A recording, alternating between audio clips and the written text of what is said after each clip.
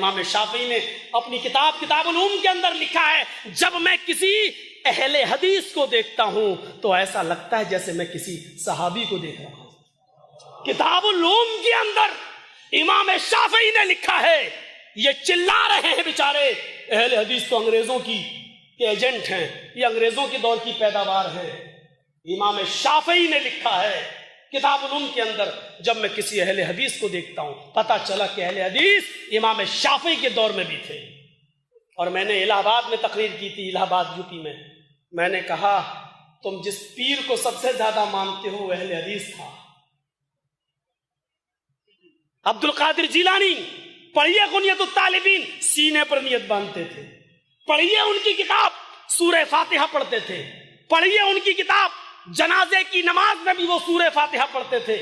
پڑھیے ان کی کتاب، وہ رفع الیدین کرتے تھے۔ پڑھیے ان کی کتاب، وہ زور سے آمین بولتے تھے۔ یہ ساری خصوصیات ہیں عبد القادر جیلانی کی، وہ اہل حدیث تھے۔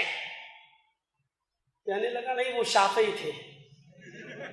الہ آباد کا مولوی بولا وہ شافعی تھے، اور امام شافعی زور سے آمین بولتے تھے، تو کسی کی تقلید کرنا تو ضروری ہے، وہ امام شافعی کی تقلید کرتے تھے۔ میں نے کہا چل اسی پر فیصلہ کر لے، تیرا پیر امام شافعی کی تقلید کر رہا ہے تو ابو حنیفہ کی کیوں کر رہا ہے؟ اس کا مطلب تیرے پیر نے وہ راستہ جو اپنایا تھا وہ غلط تھا، یا جس کو امام مانا وہ غلط تھا، تم صحیح مان رہے ہو، ورنہ جو پیر کرے وہی تم کرو۔ تمہارا پیر رفع الیدین کر رہا ہے، تم کیوں نہیں کر رہے ہو؟ تمہارا پیر زور سے آمین بول رہا ہے، تم کیوں نہیں بول رہے ہو؟ تمہارا پیر سورہ فاتحہ پڑھ رہا ہے، تم کیوں نہیں پڑھ رہے ہو؟ میں نے کہا شکر ادا کرو، تم تو اتنے کنگال ہو، اتنے فقیر اور بے بس و مجبور ہو کہ تمہاری جھولی میں اور تمہارے خانوادے میں تو کوئی بزرگ بھی نہیں ہے۔ تمہیں بزرگ بھی ملا ہے تو اہل حدیثوں کا بزرگ ملا ہے۔ تم اتنے لاچار و بے بس ہو، اتنے بے بس۔ جانتے ہو غنیت الطالبین میں کیا لکھا ہے؟ ان سے پوچھا گیا، عبد القادر جیلانی سے ان سے پوچھا گیا کہ جنت میں جانے والا فرقہ کون سا ہے، تو انہوں نے فرقہ نہیں بتایا۔ انہوں نے کہا 72 فرقے تھے بنی اسرائیل میں، اللہ کے نبی نے کہا 73 ہوں گے۔